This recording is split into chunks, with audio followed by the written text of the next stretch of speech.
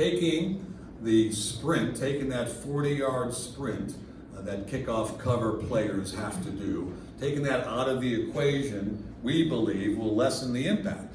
You have these guys lined up only 5 yards apart, and it becomes much more like a play from scrimmage. And we think that's going to be safe for all the medical officials, athletic trainers, all the folks we talked to, including Dr. Julian Bales, who's a neurologist. He's our chairman of our medical advisory board, former Steelers team doctor. They love this rule because they think it'll actually make it safer for the kickoff.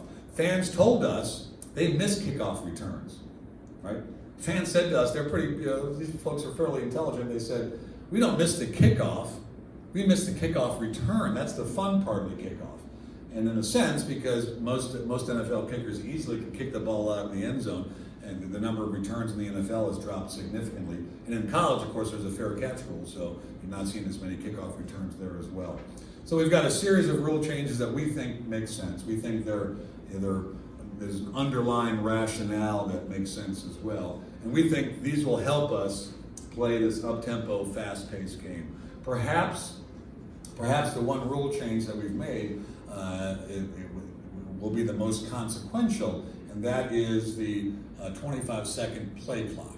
So in the National Football League, there's a 40-second play clock. You run a sweep, ball goes out of bounds, they spot the ball, and it's a 40 seconds before the next play. Ours is a 25-second play clock. That's significantly shorter, obviously. We can all do the math.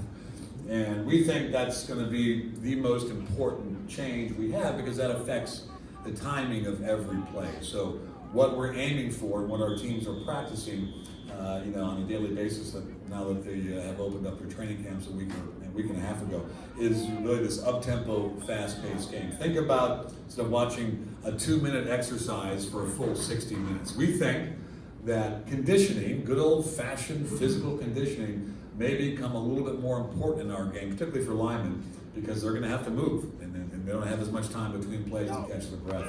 And sport should be, to a certain degree, about conditioning. So we've got a whole series of innovations that we're very excited about. And we took all these innovations, right, after we discussed them from all possible angles, we took all these innovations and we tested them. And again, Vince has given us time. We're going through this back in the fall of 2018 and the spring of this past year. We tested all of these rule changes with junior colleges, basically borrowed junior college football teams to test kickoffs and punts and the timing of all these things.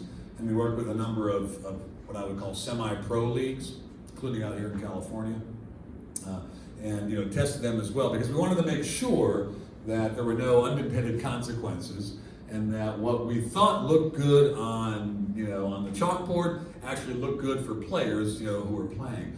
And one of the things we learned is that we had to be really selective in the number of rule changes we really wanted to introduce because it takes a while for players to learn new rules, certainly rules that are different from what they're used to.